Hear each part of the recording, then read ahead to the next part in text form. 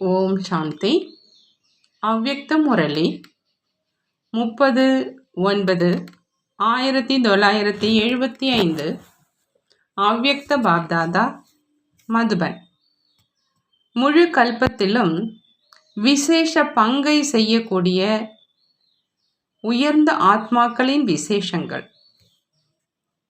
பாப்தாதா கேட்குறாங்க, முழு கல்பத்தினுள் அனைத்து ஆத்மாக்களை விட உயர்ந்த வாழ்க்கை பங்கை செய்யக்கூடிய விசேஷ ஆத்மா அப்படின்னு தன்னை நினைக்கிறீங்களா? விசேஷ ஆத்மாக்கள் உங்களுடைய விசேஷங்கள் தொடக்கத்திலிருந்து கடைசி வரை என்னென்ன இருக்குது மற்றும் நீங்கள் எந்த விசேஷ பங்கை செய்தீங்க அப்படிங்கிறது தெரிஞ்சிருக்கீங்களா? ஒன்று, விசேஷ காரியம் செய்ததன் காரணமாக விசேஷ ஆத்மா அப்படின்னு சொல்லப்படுறது. இன்னொன்று, விசேஷ குணங்களின் பிரபாவத்தின் காரணமாக விசேஷ ஆத்மா அப்படின்னு சொல்லப்படுறது. மூன்றாவது, பதவி மற்றும் தகுதியின் காரணமாக. மற்றும் நான்காவது, உறவு மற்றும் நெருக்கம் மூலமாக அநேகர்களுக்கு விசேஷ பிராப்தி செய்விக்கும் காரணமாக. இந்த அனைத்து விசேஷங்களை எதிரில் வச்சு இந்த 4 விதமான விசேஷங்கள் எந்த நிலை வரை வந்திருக்குது மற்றும் எத்தனை சதவிகிதத்தில் வந்திருக்குது அப்படின்னு பாருங்கிறாங்க பாபா. சத்தியுகத்தினுடைய தொடக்கத்தில் விசேஷ ஆத்மாக்கள் உங்களுடைய முதல் நிலை என்னவாக இருந்தது? அந்த விசேஷத்தை இன்று வரை பக்தர்கள் பாடிக்கொண்டே இருக்கிறாங்க. அதில் சம்பன்ன மற்றும் சம்பூர்ணத்தின் மகிமை இருக்குது. அதுவும் அனைவருடைய நினைவில் இருக்குதுதான் இல்லையா? இப்போ மேலே செல்லுங்க. சத்தியுகத்துக்கு பிறகு எங்கே வரீங்க? திரேதாயுகம். அங்கு உள்ளதினுடைய விசேஷம் என்ன? அங்கு இருக்கின்ற விசேஷமும் இந்த அளவே பிரசித்தமானது. அதையும் இன்று வரை கலியுக தலைவர்கள் அந்த மாதிரி தான் இருக்கணும் அப்படின்னு அதே ராஜ்யத்தின் கனவை பார்த்து கொண்டே இருக்கிறாங்க. ஏதாவது திட்டத்தை யோசித்தாலும் கூட உங்களுடைய 2வது நிலையை மிக விசேஷமானது அப்படின்னு நினைச்சு அதை எதிரில் வைக்கிறாங்க. இன்னும் மேலே செல்லுங்க. திரேதா யுகத்துக்கு பிறகு எங்கே வரீங்க? துவாபர யுகம். ஆனால் துவாபர யுகத்திலும் எங்கே வந்து அடைந்திருக்கீங்க? துவாபர யுகத்திலும் ராஜ்ய சக்தியும் இருக்குது இல்லையா? அங்கே தர்ம சக்தி மற்றும் ராஜ்ய சக்தி 2 துண்டாக பிரிந்து விடுகிறது. ஆகையினால துவாபர யுகம் ஆகிடுது. தோ பர், அதாவது 2 ஊர்கள் ஆகிவிட்டன இல்லையா? ஒன்று ராஜ்ய சக்தி, இன்னொன்று தர்ம சக்தி. இருந்தாலும் விசேஷ ஆத்மாக்கள் உங்களுடைய விசேஷ சமஸ்காரம் மறைந்து விடுவதில்லை. மற்ற தர்ம தந்தைகள் தர்ம சக்தியினுடைய ஆதாரத்தில் தர்மத்தை ஸ்தாபனை செய்கிறாங்க. மற்ற தர்ம தந்தைகள் தர்ம சக்தியினுடைய ஆதாரத்தில் தர்மத்தை ஸ்தாபனை செய்கிறாங்க. ஆனால் உங்களுடைய விசேஷங்களினுடைய பூஜை, மகிமை மற்றும் வந்தனம் தொடங்கிடுது. நினைவு சின்னங்களாக விசேஷ ஆத்மாக்கள் உங்களுடையதை தான் உருவாக்குறாங்க. குணத்தின் மகிமை விசேஷ ஆத்மாக்கள் உங்களுக்குத்தான் இருக்குது. ராஜ்ய துறையிலும் ராஜ்யம் செய்யும் பதவி மற்றும் ராஜாங்க சக்தி மற்றும் கம்பீரம் இருக்குது. உங்களுடைய விசேஷங்களின் நினைவு சின்னமாக சாஸ்திரங்கள் உருவாகிடுது. உங்களுடைய விசேஷங்கள் நினைவு இருக்குதா? நல்லது. இதையும் விட மேலே செல்லுங்க. எங்கே வந்துட்டீங்க? கலியுகம். அதனுடைய விசேஷம் என்ன? விசேஷ ஆத்மாக்கள் உங்கள் பெயரால் அனைத்து காரியங்களும் தொடங்குது. ஒவ்வொரு காரியத்தினுடைய விதியிலும் உங்களுடைய விசேஷங்களின் வெற்றி செய்யப்படுது. உங்களுடைய பெயரால் அநேக ஆத்மாக்களினுடைய வாழ்க்கை நடந்து கொண்டிருக்கிறது. உங்களுடைய பெயரால் அநேக ஆத்மாக்களினுடைய வாழ்க்கை நடந்து கொண்டிருக்குது. பெயரின் மகிமை இது. கலியுகத்தின் விசேஷமாகும். உங்களுடைய பெயர் அனைத்து ஸ்தூல சூட்சும பிராப்திகளினுடைய ஆதாரமாக ஆயிடுது. உங்களுடைய பெயர் அனைத்து ஸ்தூல மற்றும் சூட்சும பிராப்திகளினுடைய ஆதாரமாக ஆகுது. இந்த விசேஷத்தை தெரிஞ்சிருக்கீங்களா?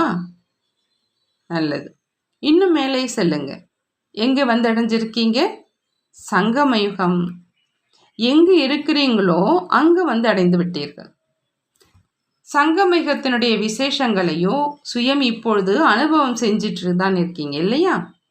முழு கல்பத்தின் விசேஷங்களை எப்பொழுதும் நினைவில் வைத்துக்கொண்டே எப்பொழுதும் விசித்திரமான ஆன்மீக நடனம் செய்து கொண்டே இருக்கீங்க. கோபியர்களினுடைய நடனமும் மிகவும் பிரசித்தமானது தான். அப்படியானால் நிரந்தரமாக நடனம் ஆடிக்கொண்டிருக்கிறீர்களா அல்லது நிகழ்ச்சி இருந்தால்தானா? இது உற்சாகத்தினுடைய நடனம். ஆனால் இந்த நடனத்தில் சம்பூர்ண பௌர்ணமியினுடைய நடனம் பிரசித்தமானது. இதனுடைய ரகசியம் என்ன? பௌர்ணமி அப்படின்னா அதில் சம்பூர்ணத்தினுடைய அடையாளம் வர்ணிக்கப்படுது. பௌர்ணமி அப்படின்னா அதில் சம்பூர்ணத்தினுடைய அடையாளம் வர்ணிக்கப்படுது. இந்த நடனத்தின் விசேஷங்களை இன்று வரை வர்ணனை செஞ்சிட்டு இருக்கிறாங்க. அது எந்த விசேஷங்கள்? அந்த நேரத்து கோபியர்களினுடைய விசேஷமாக என்ன இருந்தது? உங்களுடையது முக்கிய விசேஷமாக என்ன இருந்தது? இதுல 3 விஷயங்களை சொல்லுங்க. ஒரு விஷயம் இரவு பகலாக்கப்படுது. பகல் அப்படின்னா ஒவ்வொரு கோபியரினுடைய வாழ்க்கை சதோப்பிரதான நிலையின் சூரியன் உதயமாகியிருந்தது. மனிதர்களை பொறுத்தவரை கும்பகர்ணனுடைய தூக்கத்தின் இரவு இருந்தது. அதாவது தமோ பிரதான நிலை இருந்தது. இரண்டாவது விசேஷம் முழு நேரமும் பிரகாசமாக இருந்து கொண்டிருக்கும் ஜோதியாக இருந்தாங்க. ஒரு எண்ண ரூபத்துல கூட மாயா வர முடியாமல் இருந்தது. மாயா மயக்கமுற்று இருந்தது, மேலும் உணர்விழுந்து இருந்தது. ஏன்னா அனைத்து பிரகாசமான ஜோதிகள் நிரந்தரமாக தந்தையின் நினைவிலேயே மூழ்கி இருந்தாங்க. மூன்றாவது விசேஷம் அனைவருடைய கையோடு கை கோர்க்கப்பட்டிருந்தது. மேலும் தாளத்தோடு தாளம் சேர்ந்திருந்தது. அதாவது சமஸ்காரம் ஒத்து போயிருந்தது. அன்பு மற்றும் சகயோகத்தின் குழுவாக இருந்தது. நடனத்தில் வட்ட வடிவத்தில் ஆடுவார்கள் தான் இல்லையா? வட்டம் என்றால் சக்கரம். இது சக்தி சொரூபம். இயற்கை மற்றும் மாயாவை சூழ்ந்து முற்றுகையிடுவதற்கான கோட்டையினுடைய அடையாளம். இவைகள்தான் விசேஷங்கள். எனவே இந்த நடனத்திற்கு விசேஷ மகத்துவமாக வர்ணனை செய்யப்பட்டிருக்குது. இதுதான் சங்கமயுகத்து விசேஷத்தினுடைய மகிமை. எனவே அந்த மாதிரியான நடனம் நிரந்தரமாக இருக்கணும். எத்தனை தடவைகள் இந்த நடனத்தை செஞ்சிருக்கீங்க? அநேக தடவைகள் செஞ்சிருக்கீங்க. பிறகு ஏன் சில நேரம் மறந்துடுறீங்க? சமஸ்காரம் ஒத்து போவது அப்படின்னா தாளத்தோடு தாளம் இணைந்திருப்பது. சமஸ்காரம் ஒத்து போவது அப்படின்னா தாளத்தோடு தாளம் இணைந்திருப்பது. ஆனால் எப்பொழுது அந்த மாதிரி ஏதாவது சூழ்நிலை வருது அப்படின்னா என்ன சொல்றீங்க? அந்த நேரம் பக்தன், அதாவது பலகீனமானவராக ஆகிடுறீங்க. சமஸ்காரத்தோடு ஒத்து போக வேண்டியதாக இருக்குது. இறக்க வேண்டியதாக இருக்கும், பணிந்து போக வேண்டியதாக இருக்கும், கேட்க வேண்டியதாக இருக்கும், மேலும் சகித்து கொள்ள வேண்டியதாகவும் இருக்கும். இது எப்படி முடியும்? அந்த மாதிரி கூறதுனால பக்தனாகிடுறீங்க. ஆகினால இப்போ அந்த பக்த நிலையின் அம்சத்தின் வம்சத்தையும் அழிச்சிருங்க. அப்பதான் இந்த நடன மண்டலத்திற்குள்ள நுழைய முடியும். இல்லை அப்படின்னா பார்ப்பவர்களாக ஆகிடுவீங்க. எந்த மகிழ்ச்சி செய்யறதுல இருக்குதோ அது பார்ப்பது கிடையாது. எந்த மகிழ்ச்சி செய்வதில் இருக்குதோ அது பார்ப்பது கிடையாது. அப்படி தன்னுடைய அனைத்து விசேஷங்களையும் கேட்டீங்க இல்லையா? அந்த மாதிரி அனைவரையும் விட உயர்ந்த ஆத்மாக்களாக இருக்கீங்களா? அந்த மாதிரி அனைவரும் விட உயர்ந்த ஆத்மாக்களுக்காக பாப்தாதாவுக்கும் வரவேண்டியதாக இருக்குது. நல்லது.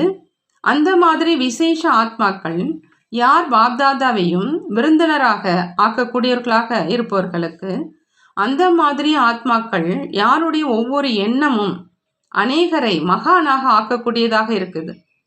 அந்த மாதிரி அதிர்ஷ்டம் நிறைந்தவர்களுக்கு யாருடைய நெற்றியில அதிர்ஷ்டத்தினுடைய நட்சத்திரம் மின்னிக் கொண்டு இருக்குதோ, மேலும் அந்த மாதிரி பல கோடி மடங்கு பாக்கியம் நிறைந்த ஆத்மாக்களுக்கு பாப்தாதாவின் அன்பு நினைவுகள் மற்றும் நமஸ்காரம். நாமும் நம்மளுடைய பாப்தாதாவிற்கு அன்பு நினைவுகள் மற்றும் நமஸ்காரம் செய்வோம். ராசி ஒத்து போகிறவங்க தான் மாலையின் மணிகள் ஆவாங்க. மாலையினுடைய மணிகள் யாருடைய ராசிலாம் ஒத்து போகுதோ அவங்க தான் ஆக முடியும். அந்த மாதிரி நடனம் ஆடுறவங்க தயாராகி இருக்கீங்களா? சமஸ்காரங்களை ஒத்துப்போக வைப்பது அப்படின்னா நடனத்தோடு நடனம் ஒருங்கிணைந்து இருப்பது. சமஸ்காரங்களை ஒத்துப்போக வைக்கிறது அப்படின்னா நடனத்தோடு நடனம் ஒருங்கிணைத்து இருப்பது. நடனத்தில் ஒருவேளை யாருடைய கையாவது மேலே இருக்குது, யாருடைய கையாவது கீழே இருக்குது அப்படின்னா அந்த நடனத்தை பார்ப்பதில் மகிழ்ச்சி வராது. நடனம் அப்படின்னா ராசி ஒத்து போகிறது. நடனம் அப்படின்னா ராசி ஒத்து போகுது. எப்படி ஏதாவது தொடர்பை இணைக்கிறாங்க, அதாவது திருமணம் மற்றும் சேர்க்கிறாங்க அப்படின்னா ராசி ஒத்து போகுதா அப்படின்னு பார்ப்பாங்க இல்லையா? ஒருவேளை ராசி ஒத்து போகல அப்படின்னா ஜோடியாக ஆக்கிறது கிடையாது. ஒருவர் இன்னொருவனுடைய ராசி ஒத்து போகுது அப்படின்னா சுபாவம், சமஸ்காரம், குணம் மற்றும் சேவை அனைத்தும் சேர்ந்து ஒத்து போவதாக தென்படும். சமமாகவும் இருக்க முடியாது, வரிசைக்கிரமாகவும் இருக்கும். ஆனால் கொஞ்சம் வித்தியாசம் என்ன இருக்குதோ அதுவும் இல்லை என்பதற்கு சமமாக தென்படும். அந்த மாதிரி ராசி ஒத்து போகிறவங்க எத்தனை பேர் தயாராகி இருக்கீங்க? பாதி மாலை உருவாகி இருக்குதா? எவ்வளோ தயாராகி இருக்கீங்களோ ஆகத்தான் வேண்டும். ஏற்கனவே தயாராகி இருக்குது. முக்காடுக்கு உள்ளே மட்டும் இருக்குது. நல்லது. வரதானம்: கவலையில்லா மகாராஜாவின் நிலையிலிருந்து வாயு மண்டலத்தில் தன்னுடைய பிரபாவத்தை ஏற்படுத்தக்கூடிய மாஸ்டர் படைப்பவர் ஆகுக. மாஸ்டர் படைப்பவர் ஆகணும் அப்படின்னு சொன்னாக்கா கவலை இல்லாத மகாராஜாவினுடைய நிலையில இருந்து வாயு மண்டலத்துல தன்னுடைய பிரபாவத்தை ஏற்படுத்தணும். எப்படி தந்தைக்கு இவ்வளவு பெரிய குடும்பம் இருக்குது, இருந்தும் கவலையில்லா மகாராஜாவாக இருக்கிறார். அனைத்தையும் தெரிந்து கொண்டும் பார்த்து கொண்டும் கவலை இல்லாதவர். அந்த மாதிரி தந்தையை பின்பற்றி நடங்க. வாயு மண்டலத்துல தன்னுடைய பிரபாவத்தை ஏற்படுத்துங்க. வாயு மண்டலத்தின் பிரபாவம் உங்கள் மேல் ஏற்பட வேண்டாம். ஏன்னா வாயு மண்டலம் படைப்பு மற்றும் நீங்கள் மாஸ்டர் படைப்பவர். படைப்பவருக்கு படைப்பின் மேல் பிரபாவம் இருக்கட்டும்.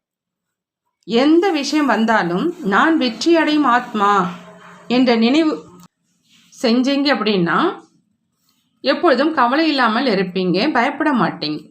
ஸ்லோகன்: பிரசன்னத்தின் நிழல், அதாவது மகிழ்ச்சியினுடைய நிழல் மூலமாக குளுமையை அனுபவம் செஞ்சீங்க அப்படின்னா நிர்மலமாக மற்றும் பணிவாக இருப்பீங்க. பிரசன்னத்தின் நிழல் மூலமாக குளுமையை அனுபவம் செஞ்சீங்க அப்படின்னா நிர்மலமாக மற்றும் பணிவாக இருப்பீங்க. நல்லது. ஓம் சாந்தி. நன்றி பாபா, நன்றி.